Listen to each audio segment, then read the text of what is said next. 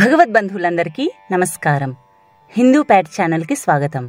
ఈరోజు మనం ఈ వీడియోలో ఆషాఢ బహుళ అష్టమి గురించి తెలుసుకుందాం. ఆషాఢ కృష్ణ అష్టమిని రౌచ్య మన్వంతరాదిగా జరుపుకుంటారు. రౌచ్యుడు 13వ మనువు. అతనికి రేచ్యుడు అనే మరొక పేరు కూడా ఉంది. రౌచ్యుడు రుచి అనే అతని కుమారుడు.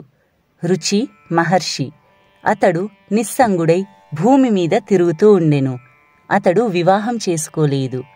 అందుకని ఒకసారి అతనికి పితరులు కనిపించి పెళ్లి చేసుకొని సంతానం పడసి తమకు ఉద్ధతి కలిగించమని చెబుతారు.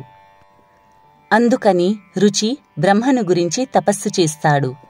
బ్రహ్మ ప్రత్యక్షమై నీ పితరులు చెప్పినట్లు వివాహం చేసుకో అని అంటాడు. అటు పిమ్మట రుచి నదీ తీరాన పితృతర్పణం చేస్తాడు. పితృదేవతలు వచ్చి, బిడ్డా, నీకు ఒక మంచి ఇల్లాలు లభింపగలదు. ఆమె వలన నీకు మన్వంతరాధిపతియగు మనువు పుట్టగలడు.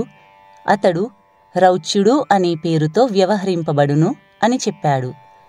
ఇంతలో నది మధ్యలో నుండి మనోహరిణి అయిన ప్రమ్లోచ అనే అప్సరస వెడలివస్తుంది. ఆమె రుచితో ఇలా చెబుతుంది: అయ్యా, వరుణపుత్రుడైన పుష్కరుని వలన నేను ఒక కన్యను పడసి ఉన్నాను. ఆమె జగదేక సుందరి. ఆమె పేరు మాలిని. ఆమెను నీకిచ్చి పెళ్లి చేయాలని నాకు అభిలాషగా ఉంది. రుచి మహర్షి మాలినిని వివాహమాడుతాడు. మాలినియందు రుచికి ఒక కొడుకు పుడతాడు. అతడు రేచ్యుడనే పేరుతో 13 తమ మన్వంతరాధిపత్యమును వహించును. ఈ మన్వంతరమున దివస్పతి నామకుడు ఇంద్రుడు, ధృతి మంతుడు, తత్వదర్శి మున్నగువారు సప్తర్షులు.